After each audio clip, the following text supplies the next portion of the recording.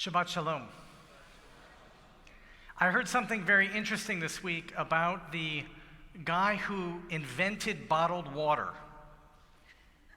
Yeah, the guy who invented bottled water. Did you know that he kept all of his assets liquid?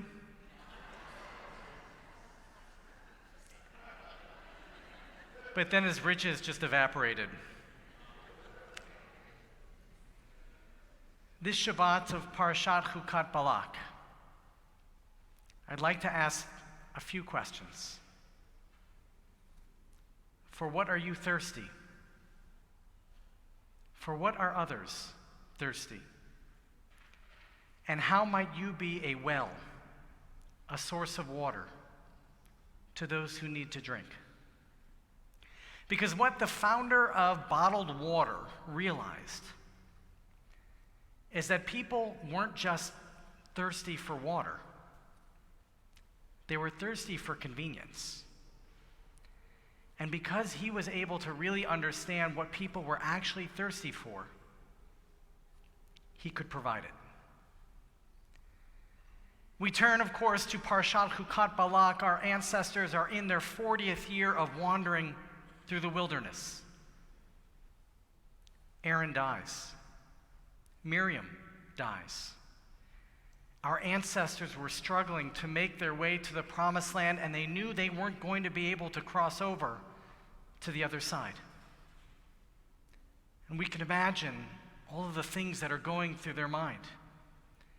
They've eaten the same food day after day that whole time. They've worn the same clothes, the same shoes.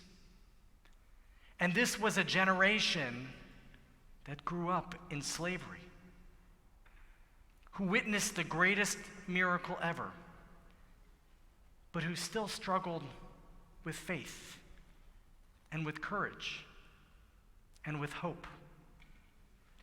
And sure enough, we read in this week's Torah portion that they again are complaining that there isn't enough water or bread, that they're thirsty.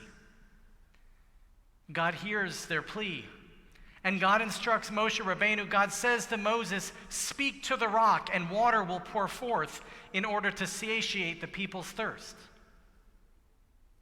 Well, Moses, perhaps out of arrogance, but more likely out of pure frustration with our ancestors, does he speak to the rock as God instructs him? No. He strikes the rock. And immediately two things happen after Moshe Rabbeinu strikes the rock. One, water pours forth, and our ancestors are able to drink. And two, God says to Moses, because you struck the rock instead of speaking to it, you are unable to lead the Israelites into the promised land. Now, the good news is our ancestors were no longer thirsty. God actually provided what they needed in that moment. But we ask the question, did Moses warrant such a harsh punishment? After all, this was Moses who led the people out of Egypt, who led them for 40 years through the wilderness wandering. And now Moses doesn't get to lead them all the way in to the promised land. What we come to see is that Moshe Rabbeinu, despite all that he was able to do for our ancestors during those 40 years, he wasn't able to really understand anymore. He wasn't able to hear and to figure out what our ancestors in that moment, and as they were preparing to begin the next chapter of the journey as a new generation entered the promised land, he wasn't able to figure out what they were really thirsty for. Because Moses thought that our ancestors just needed water, when really what they probably needed was a demonstration from God that God was still with them. Because while our ancestors, yes, were thirsty for water, I think what they were even more thirsty for was trust in our Creator. And because Moses wasn't able to really understand for what our ancestors were most thirsty, he wasn't the right person to lead them into the next chapter as they enter the promised land.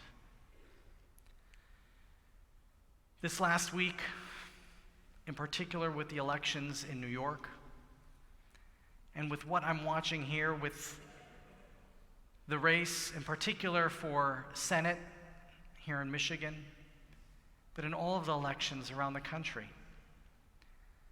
I'm seeing a people who are really thirsty. We are really thirsty. Our fellow citizens are really thirsty. And if we begin to ask ourselves, for what are we most thirsty? For what are our neighbors most thirsty? And if we ask the question, not just of this week and not just of this summer, but of the last several years, and maybe even the last decades, as we look at people whom they've put in public office, as we look at the quality of our elected officials,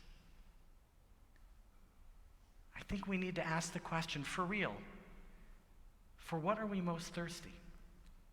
What is it that we are longing for?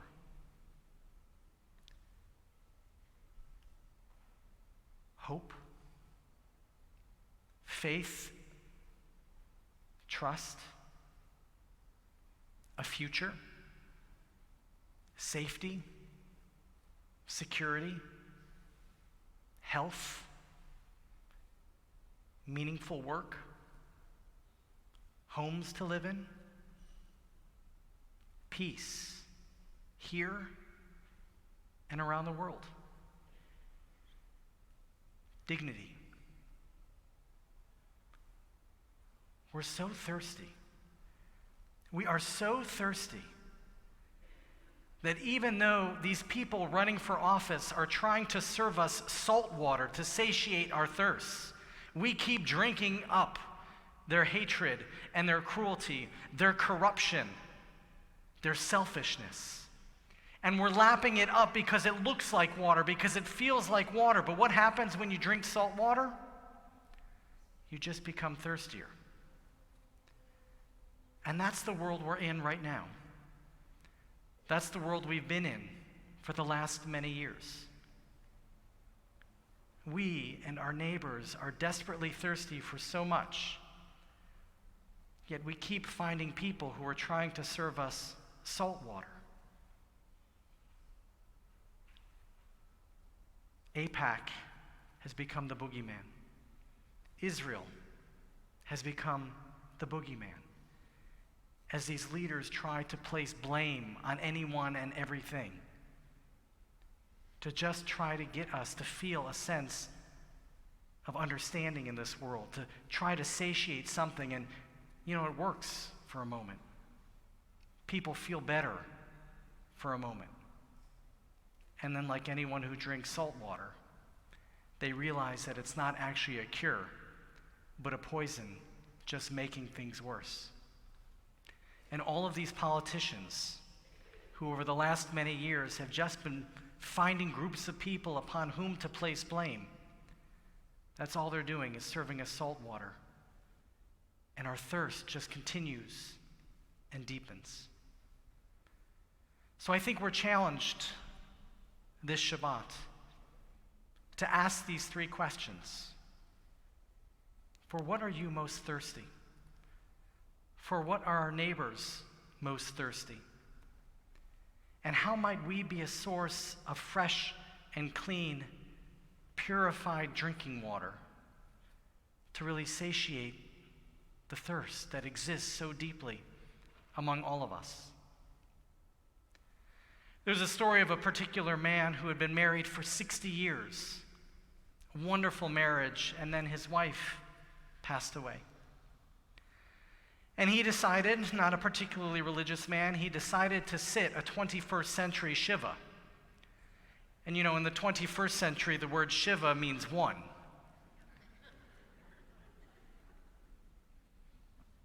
There was only one day of Shiva.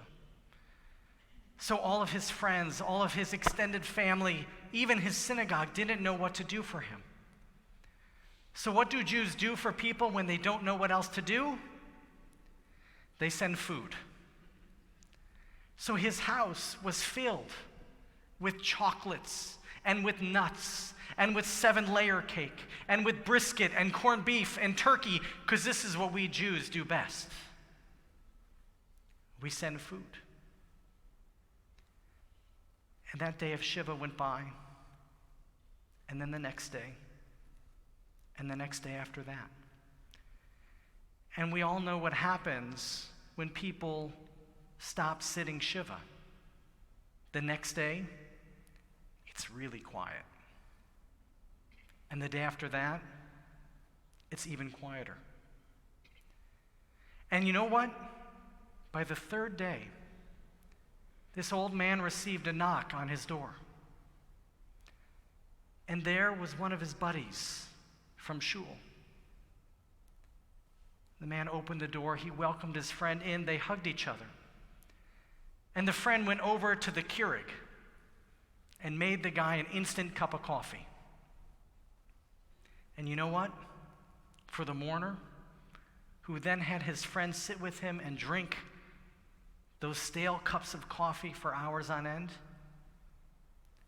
it was the best coffee he'd ever had in his life. Not, of course, because Keurig is that good, but because the friend knew exactly what this man needed in that moment. And it wasn't more chocolate, and it wasn't more nuts, and it wasn't 7-layer cake or brisket or corned beef. It was companionship, and it was friendship. It was presence. Because sometimes what we are thirstiest for is presence, is love, is friendship, is kindness. And all of us are thirsty. And sometimes we turn to the wrong things to satiate our thirst. Maybe it's shopping. We just had Amazon Prime Days this week. Maybe it's food. Maybe it's alcohol. And we turn to these things because we think that's what we're thirstiest for, and maybe for a brief moment it feels good. But like that salt water, it only makes us thirstier. So here we are now, in difficult times, and we are thirsty for so much. And our neighbors and our friends, our fellow Americans, people around the world are so thirsty that we'll turn to anything and anyone who offers what looks like it might satiate us, only to get fooled and realize that it's making us thirstier. So this Shabbat, I come to you not with answers. This Shabbat, I come to you with questions. For what are you most thirsty right now? What are your friends and your family and your neighbors thirsty for? And how might we, as a sacred community who in our Haftarah were commanded to do justice, to love mercy, and to walk humbly, how might we, with love and kindness, provide the right kind of water for those who need to drink? How might we, like Miriam, be a well, be a source of sustenance for those who are in need? May God provide us with answers. May we seek to ask the right questions. Please, God, may all of us know safety, love, and peace. Shabbat Shalom.